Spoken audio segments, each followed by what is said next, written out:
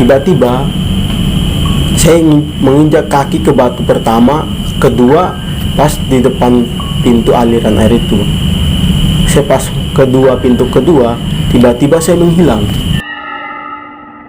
Dibukakan jalan sama pengawalnya atau prajuritnya, situlah Ya, penjaganya. Udah dibukakan jalan, saya masuk ketemu sama rajanya.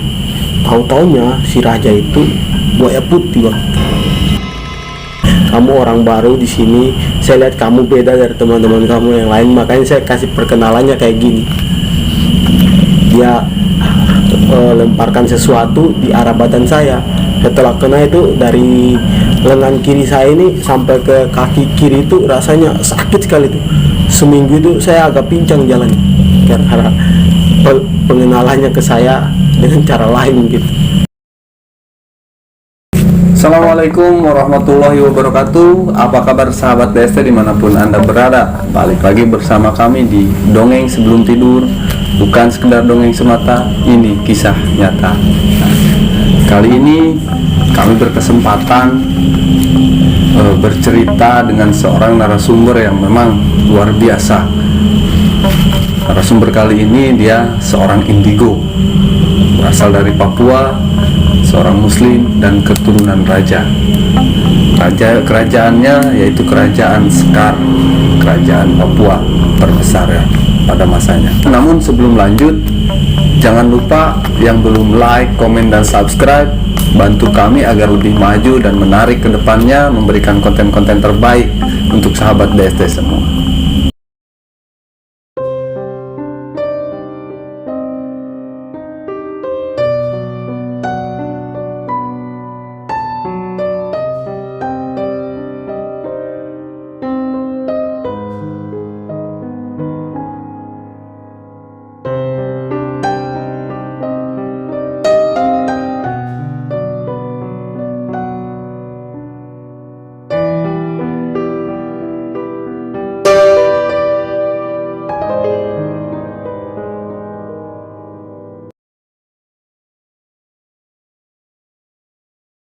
Langsung kita ke Bang Igo, panggil saja Bang Igo ya.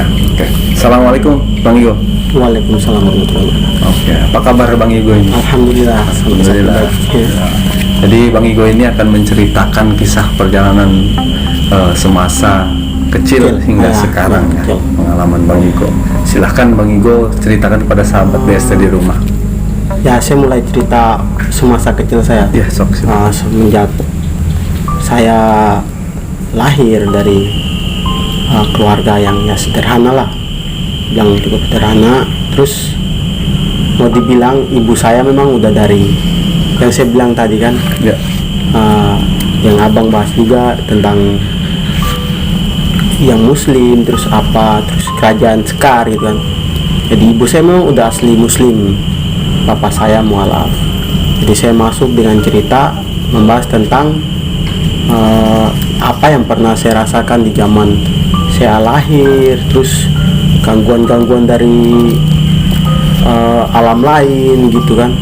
Mau dibilang saya waktu pada zaman itu umur dari 2 tahun sampai 3 tahun sering didatangi sama berbagai macam jenis makhluk dari alam lain, entah itu yang wajahnya seram, pokoknya serba ada lah yang saya lihat itu. Dengan datangnya mereka itu buat saya pada zaman itu umur 2, 3 sampai 4 tahun, 5 tahun ke atas ya, yang saya rasakan itu macam frustasi, stres gitu, karena yang saya lihat itu cukup nyata. Jadi kejadian yang pernah mungkin di tempat yang pernah kejadiannya perang ya. Perang itu saya lihat kejadian itu terulang lagi. Saya mau bercerita ke orang tua saya, kadang mereka bingung, ini anak kenapa gitu kan Bang, kenapa sampai bawa ke sini ke sana ke sini. Jawabannya sama dokter atau pihak rumah sakit, ini nggak punya sakit apa-apa, pokoknya dibawa ada orang pintar ya di sana, dibilang sangat sakti lah, dibilang kalau di sini kan katanya sakti, katanya apa, perkataannya tuh sakti, kalau di sana ya orang pintar gitu kan. Ya pada saat itu saya dilihat-lihat gini, oh anak ini bisa lihat begini-gini, tembus alam lain, lihat alam lain. Dia kadang didatangi sama makhluk yang begitu aneh, wajahnya entah yang dari bermacam bentuk lah datang gitu. Setelah itu mama saya jadi bingung, ini harus gimana sih. Nah, mulai dari situ kita mulai adakan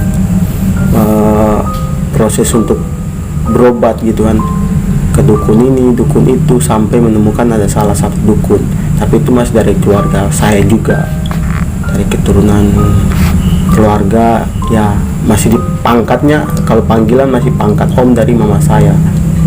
Ya setelah itu ketemu sama beliau mulai obati saya. Jadi beliau berbicara sama orang tua saya, anak ini harus kita tutup matanya atau kita obati. Setelah gitu beliau mengobati pelan-pelan, perlahan-lahan. Setelah itu bang, langsung pas umur yang 5, dari 2, 3, sampai 4, 5, 6 tahun mau menjalan ke 7 tahun udah bisa ditutup bang, udah bisa ditutup. Akhirnya saya tuh untuk saat merinjak dari 7 sampai ke atas, sampai sekolah, sampai ini udah jarang sih saya ketemu kayak gitu, cuma bisa ngerasain di suatu tempat, ngerasain macam ini ada sesuatu di sini. Nah, kalau saya nggak bisa komunikasi langsung sama dia, mungkin dia adakan kontak bang. Kalau malam biasa, kalau sering saya ke tempat yang ya seperti di sinilah, mungkin malam pada saat tidur datang. Kalau saya punya niat baik ke sini, berarti dia datang temui saya, bang gini, ceritain di sini kejadian gini, awal mulanya gini, kejadian itu semua diceritain. Sama dia diceritain sama dia dari alam lain lah, ceritanya di kontak gitu kan. Saya manusia biasa, dia ngajak kontak, bisa komunikasi.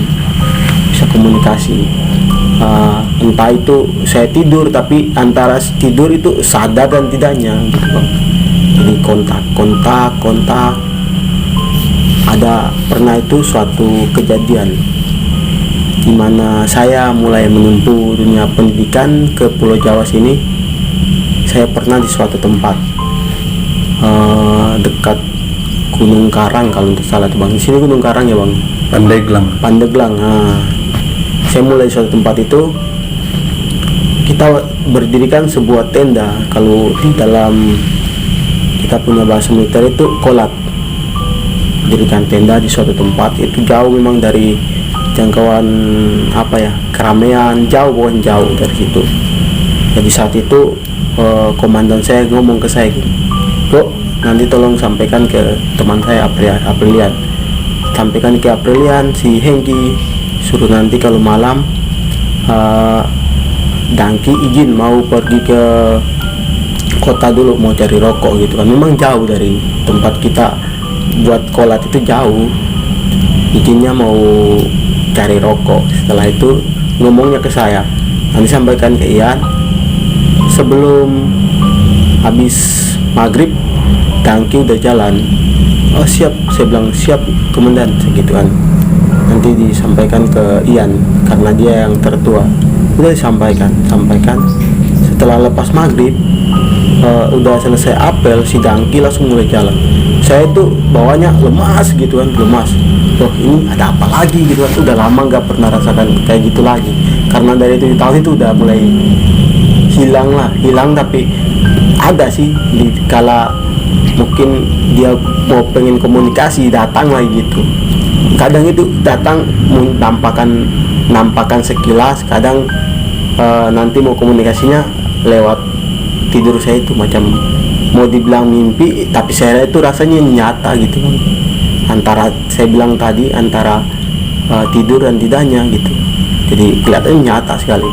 Setelah itu si Dangki jalan ke tempat yang dia bilang tadi mau cari rokok. Saya langsung tiba-tiba lemas, saya balik lagi ya, tiba-tiba lemas. saya mulai langsung ada itu, kita punya tempat tidur, saya punya tempat tidur. Kalau di militer kita biasa sebutannya velvet. Udah saya langsung ke situ kan, udah lemas bawahnya tuh mau tidur aja, tiba-tiba tidur kayak nggak sadar itu bang, nggak sadar. Itu ada di bawah gunung kan bang, itu bekas nggak tahu tuh rumah apa, pokoknya lama sekali di situ. Nah, di bawah gunung itu ada sebuah aliran air. Di bawah aliran air ada batu, batunya besar itu ada 2. Jadi saya melangkah melewati aliran air, sama ada sungai yang kecil gitu, aliran air juga dari air perbukitan gitu bang. Nah, saya mulai melangkah dari situ. Tiba-tiba saya menginjak kaki ke batu pertama, kedua pas di depan pintu aliran air itu. Saya pas pintu kedua, tiba-tiba saya menghilang pas kayak kedip gitu. Setelah terbuka mata saya, udah di tempat yang kayak kerajaan gitu bang. Nah, setelah itu saya disambut rame betul. Setelah sambut rame, nah tiba-tiba saya ngomong, saya udah di mana gitu. Saya ngomong sudah di mana, dibukakan jalan sama pengawalnya atau prajuritnya situlah ya, penjaganya. Udah dibukakan jalan, saya masuk ketemu sama rajanya. Tahu-taunya si raja itu buaya putih bang. Saya itu pernah pas ketemu sama dia, pengenalannya ke saya itu sangat luar biasa. Dia bukannya kalau kita kenalan baik-baik, dia main sikat aja dulu, baru dia bilang, kamu orang baru di sini, saya lihat kamu beda dari teman-teman kamu yang lain, makanya saya kasih perkenalannya kayak gini. Dia lemparkan sesuatu di arah badan saya. Setelah kena itu, dari lengan kiri saya ini sampai ke kaki kiri itu rasanya sakit sekali tuh. Seminggu itu saya agak pincang jalannya karena pengenalannya ke saya dengan cara lain gitu. Setelah udah kayak gitu ngomong ke saya, ini cuma sebuah pengenalan karena saya lihat kamu beda dari yang lain gitu. Beda gimana sih gitu kan, bingung juga. Setelah itu saya telepon ke keluarga saya, ceritakan. Ya udah nggak heran juga mereka, karena memang udah tahu saya dulunya begitu. Itu heran. Terus setelah masuk ke kerajaan itu keluarnya gimana? Setelah masuk situ, saya disiapkan tempat tidur, makanan. Tapi pada saat itu ada yang bisikin sama saya, jangan pernah sentuh makanan di situ. Entah itu dari keturunan saya atau dari mana nggak tahu lah. Jangan pernah sentuh makanan di situ. Tempat tidur yang disediakan jangan pernah, katanya. Takut ya nanti kamu nggak bisa balik gitu. Oh gitu. Tapi baliknya ke dunia nyata itu seperti apa? Baliknya itu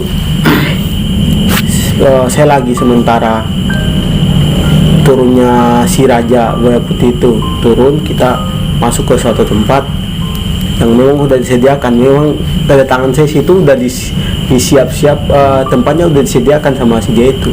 Nggak tahu dia dapat informasi dari mana, saya mau ke situ, udah disediakan. Setelah sudah disediakan, dia macam kalau ya kita saling cerita tentang saya kenapa bisa di sini, saya tujuannya gini, saya tidak semua. Dia bilang sama saya, intinya gimana ya, kita saling menjaga budaya gitu. Kesan ke saya kan, saya di sini punya budaya begini, kalau datang kita menyesuaikan. Saya bilang saya memang kita seorang prajurit, mungkin ya tahu lah di mana tempat kita injak, kita harus menyesuaikan dengan budaya di situ.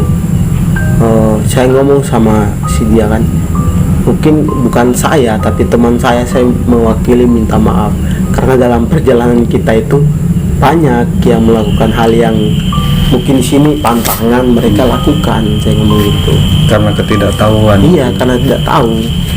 Terus namanya kita dari timur, kadang itu ngapain sih gitu kan. Setelah nanti udah terjadi baru mereka tahu, oh ya betul. Setelah ngomong, saya udah dengar suara ayam itu udah berkokok. Jadi ada yang ngomong sama saya, jangan sampai ayam itu berkokok sampai 3 kali. kalau sampai 3 kali kamu nggak bakalan pulang. Gitu. Ya pulang bisa pulang tapi nggak tahu nanti di mana, jauh dari pasukan, ngomongnya gitu. Ya udah, saya pamit sama si raja. Dia megang tangan saya, pas megang tangan saya udah lama megang, saya cuma kedip mata gini, kedip mata doang. Udah kembali lagi ke tempat tidur saya. Saya kaget banget. Teman-teman saya pada tidur semua. Itu udah jam 2, kalau tidak salah jam setengah 3. Saya pas kedip udah Langsung di tempat semula. iya, tempat semula, tempat saya baring tadi. Iya. Di velvet dalam kolat, tempat semula. Setelah itu kita pindah di suatu tempat yang memang dibilang itu sama orang, katanya sih ada kota mati gitu. Di sana? Kota, iya, dulu bekas kota mati gitu. Di situ juga ada dari kerajaan Pajajaran yang bilangnya punya batu yang berbaur sejarahnya mereka. Ada bekas telapak kaki, itu kalau nggak salah kampungnya apa itu nama kampungnya, pokoknya daerah Pandeglang lah. Di situ ada batu di situ. Jadi kalau saya di situ kan pas pertama masuk aja udah ngerasa lain. Pas malamnya tuh lihatnya gimana ya, kayak enak gitu. Kalau udah siang itu kayak sepi gitu, kalau udah malam enak sekali kita lihat. Mungkin entah dari kota mati itu ada aura-auranya kan kalau malam hari itu, jadi rasanya tuh enak. Tapi kalau udah siang rasanya sepi sekali. Jadi pada saat pertama saya ke situ, pindah lagi kan dari kolat yang saya masuk ke Buaya Putih itu, pindah lagi kita ke suatu tempat, namanya tuh kalau nggak salah Muncang, daerah sana, Muncang namanya itu. Dari sana. Daerah Pandeglang tapi tempatnya Muncang di situ. Jadi pas saya masuk situ, pas duduk gitu kan, udah rasanya lain sekali. Pada saat itu saya ditugaskan bukan sama ini lagi, langsung sama komandan kompi saya kan. Saya kompi B. Itu hari saya kompi B pada saat waktu kita Yuda Wastu Pramuka. Saya di kompi B, saya diperintahkan sama komandan 2 orang kita bersihkan suatu toilet buat nanti besok kunjungan dari Dandodik ke situ. Udah saya bersihkan sama teman saya 2 malam. Teman saya di sebelah, saya di sebelah. Teman saya si Aprilian di sebelah, saya di sebelah. Kita bersihkan. Nah tiba-tiba ini lampu kedap-kedip. Ini kenapa gitu kan? Saya nggak tahu apa-apa di situ. Kenapa gitu? Lama langsung mati. Itu ada sosok yang muncul depan muka saya pas saya lagi sementara siram air. Muncul sosok di depan muka saya. Itu lehernya ada tali, lidahnya tergantung. Lidahnya Bunuh diri. Ceritanya bunuh diri, tapi nggak tahu itu apa sih penyebabnya tidak bunuh diri, nggak tahu. Dibilang orang-orang situ ya dia melewati sesuatu yang nggak harus dilewati. Jadi dia entah dibunuh sama makhluk lain, makhluk halus atau bunuh diri sendiri, nggak tahu lah. Jadi pada saat itu saya nggak tahu apa-apa. Saya langsung besok paginya saya ke warung, ngobrol di warung situ. Bu, ini sekolah toiletnya ini pernah ada yang bunuh diri. Kaget pada ibu di situ kan, pada kaget ibu kantin. Loh, kok bapak tahu gitu? Saya ceritakan saya gini. Saya lihat gini pada saat saya gini. Iya pak, di situ. Pas pada hari berikutnya, kita kan 3 hari di situ. Hari berikutnya saya main, karena waktu saat itu namanya handphone itu di dunia pendidikan diharamkan untuk kita pegang. Akhirnya gimana caranya kita bisa main sembunyi-sembunyi kan? Ya udah saya mainnya di belakang itu memang teman saya ada itu yang saya kenal warga situ, namanya si Jack, ya udah saya main di belakang situ. Si Jack ini lagi bersihin ladangnya dia memang punya ternak ayam, dia lagi bersihin ladangnya dia bersihin. Saya main HP di situ, tiba-tiba saya lihat ada cewek lewat, pakaiannya gaun pengantin. Pas lewat dia mungkin lihat saya duluan, saya langsung macam dicekek, jatuh nggak lama ya. Saya sempat waktu itu bilang, saya punya modal buat diri saya, dari keturunan saya sering sampaikan, Al-Fatihah itu modal utama gitu. Pada saat itu saya ucapin Al-Fatihah 3 kali, saya langsung mukul ke tanah. Alhamdulillah dengan cekikannya dia itu langsung lepas dia menjauh. Udah lama ada yang datang, jadi saya tuh langsung macam gimana ya, terbaring gitu, diangkat sama bang, kenapa katanya sama si Jack yang sekarang jadi teman saya. Bang kenapa? Udah dibawa ke rumahnya, saya ikut ke rumahnya, saya dikasih minum air apa, langsung saya mulai cerita. Saya di sini tadi tuh tujuannya mau telepon keluarga saya di Papua. Saya duduk nyantai habis maghrib, kok tiba-tiba ada yang lewat pakai pakaian pengantin. Langsung, wah abang lihat ya katanya. Iya, itu di sini kita sebutnya hantu pengantin bang. Oh iya ya, iya hantu pengantin itu. Terus abang dimanain? Saya dicekek gitu kan bang. Kalau orang-orang sini kadang dibawa itu, entah bawa kemana, sampai hilang berapa hari baru ketemu sama si dia itu. Ngomongnya ke saya, oh gitu ya, iya. Nah, setelah jalan beberapa hari, ada dia cuma ngomong doang ke saya kan. Ada temannya si Mumun, namanya si Mumun. Bang, si Mumun itu sering temui barang-barang yang dari dunia lain, sering dikasih berupa mustika apa gitu. Nanti kalau ada waktu kita main-main ke Mumun lah, biar lihat apa yang dia ini sih ceritakan gitu. Oh ya udah abang, kalau mau kenalan nanti saya kenalin aja. Si Mumun memang udah mungkin ngerasa harus dekat sama saya, kontak sama saya, jadi kita langsung, saya juga ngerasa, jadi tiba-tiba macam tersentuh. Si Mumun udah kontak ke saya, udah tersentuh, tapi saya memang nggak paham soal kontak-kontak itu, karena dari awal saya pas umur 7 tahun, umur yang belum saya paham itu udah mulai menghilang. Tiba-tiba saya rasain lagi kan. Jadi pada saat itu Mumun kontak sama saya, kita tuh bagi nomor HP tapi bukan minta secara langsung. Ini kita macam lewat mimpi aja. Jadi pagi itu udah tersimpan, saya tinggal tak si Mumun, tinggal saya kontak, bang izin. Oh iya bang, yang malam ya, siap. Udah, jadi saya kenal sama dia itu entah aja lihat mimpi aja. Kontak itu yang kemarin sempat saya telepon, mungkin abang sempat saya tunjukin, nah itu dia orangnya. Kita kenalan itu cuma lewat kontak doang aja. Kontaknya tuh antara saya tidur sama dia tidur, atau dia sadar apa saya tidur gitu bang.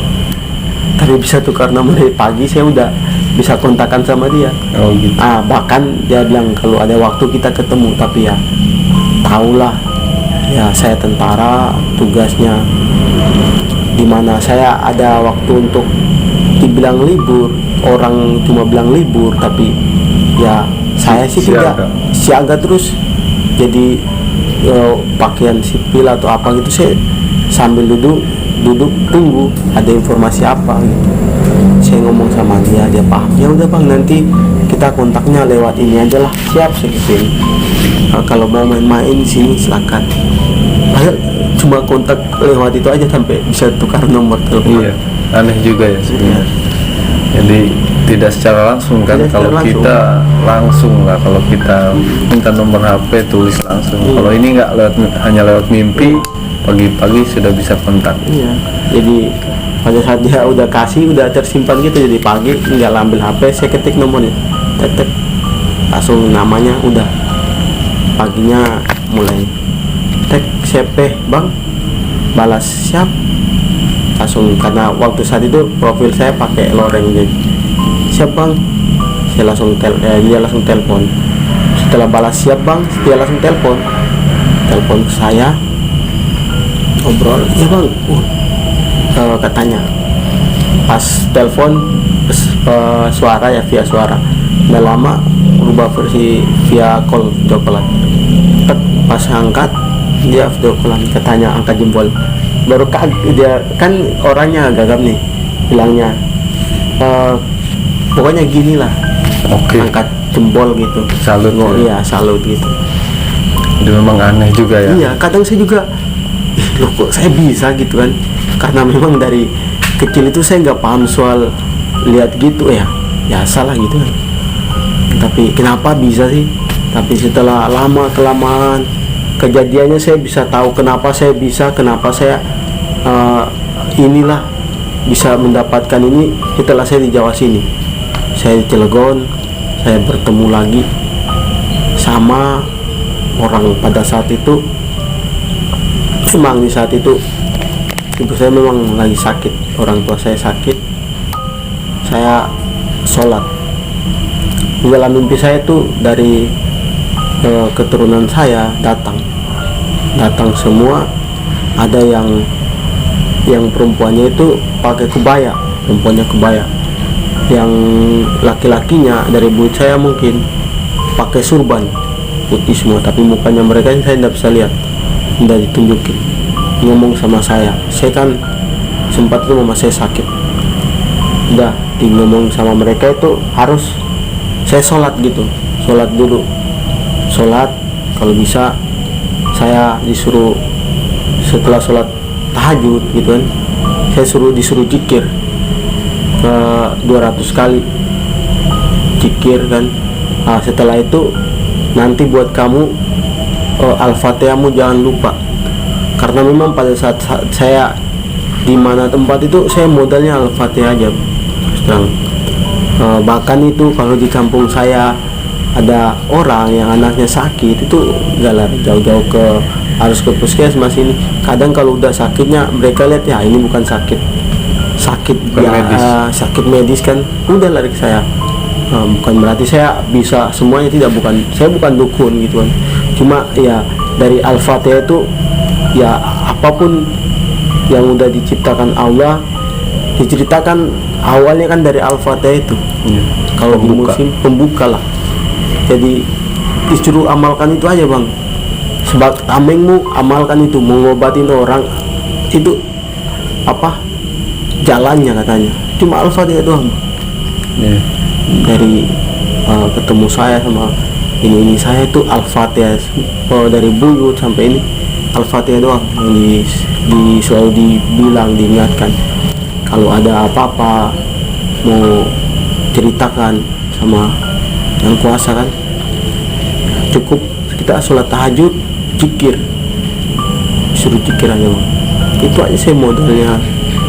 Setelah itu dari situ bang, saya udah menginjak di tanah Jawa, baru saya tahu saya kenapa punya kelebihan ini. Akhirnya dari situ saya pernah didatangi sama mereka, saya buka sejarah, sampai saya tanya di keluarga saya gini, saya tanya di dunia saya gini. Pas pulang ke Papua kemarin sempat saya tanya sama diri saya bilang kita ini sebenarnya apa sih gitu. Saya bingung kan. Akhirnya cari tahu, saya tahu sendiri, sebetulnya saya, keluarga saya dari turunan ini, saya tahu dari kerajaan Sekar gini, saya gitu kan, sama keluarga saya. Ya udah, saya mulai dari situ mulai paham, berarti yang dibilang sama Bang Mumung betul. Dia ngangkat jempol buat saya, mungkin saya punya kelebihan gitu bang, yang tanpa disadari, tanpa saya sadari gitu. Tapi mungkin sekarang sudah bisa mengendalikan. Ya untuk sekarang sih saya nggak terlalu gimana ya. Kadang kalau ada gitu kan, saya kadang juga bahwa gak usah lah kembali kayak masa yang itu lagi. Ya cukup saya begini aja. Soalnya kalau saya bisa dulu kenapa harus hilang kan gitu. Iya. Ya saya takut harus kembali ke situ. Selama ini kalau saya boleh tanya Bang Igo ya, selama Bang Igo mengalami indigo itu apa yang paling seram menurut Bang Igo? Sosok apa kalau yang selama Bang Igo alami pernah ditemui lah? Yang saya paling seram itu pas di Jawa sini, saya melihat gendruwo itu aja, yang mukanya ya tinggi, orang postur tubuhnya yang sangat tinggi, sempat saya lihat tinggi besar, mukanya paling seram Itu paling seram. paling seram, Yang paling ditakuti ya? paling saya takut dilihat si dia itu. Tingginya setinggi apa itu yang Bang Igo lihat? Ya, yang pernah saya lihat itu, pernah saya ketemu 2 meter lebih lah tingginya itu, baru badannya besar. Oke, lumayan juga ya. Nah mungkin nanti ke depan Bang Igo bisa menceritakan kisah yang lain. Ya, Nanti bisa. kita untuk season sekarang mudah-mudahan teman-teman Bang Igo bisa nonton, bisa lihat. Nah, yang lain bisa gabung sama kita juga berbagi cerita. Dan nanti tunggu part 2-nya Bang Igo. Oke, siap. Oke, nanti Bang Igo bisa bercerita, kita ganti cerita, melanjutkan cerita yang ini Indigo. Masih banyak kan kisah-kisahnya? Masih banyak. Masih Yang banyak. di Papua masih belum saya sampaikan juga. Ini Iya. cuma sedikit aja yang kita bahas. Kalau mau bahas ke belakang-belakang lagi lebih banyak. Kita Mungkin opening. ke video selanjutnya. Iya, nanti kita video selanjutnya. Oke, terima kasih untuk sahabat DST di rumah. Jangan lupa tetap terus dukung channel ini. Ya, kita simpulkan sedikit Indigonya Bang Igo ini. Jadi mungkin menurut saya Bang Igo memang menikmati untuk saat ini dengan Indigo yang memang tidak secara langsung. Bang Igo ini di umur 2 tahun yang sadar tidak sadar sampai 7 tahun mengalami indigo. Namun setelah tidak kuat, mungkin kan namanya masih belia ya, masih anak-anak, tidak kuat menahan itu, ditutuplah oleh orang pintar di daerahnya. Mungkin dahulu Bang Igo ini belum kuat dengan apa yang dirasakannya karena memang masih anak-anak, masih usia belia. Nah, untuk saat ini Bang Igo bisa merasakan itu walaupun sudah ditutup, dengan sendirinya itu datang, tapi melalui mimpi saja, tidak bisa secara real langsung, hanya mungkin kadang-kadang. Oke, jangan lupa saya ingatkan kembali, bantu kami dengan cara like, komen, dan subscribe, lalu nyalakan lonceng notifikasi agar tidak ketinggalan video terbaru dan menarik lainnya dari kami. Dongeng sebelum tidur bukan sekedar dongeng semata, ini kisah nyata. Wabillahi taufiq wal hidayah. Assalamualaikum warahmatullahi wabarakatuh.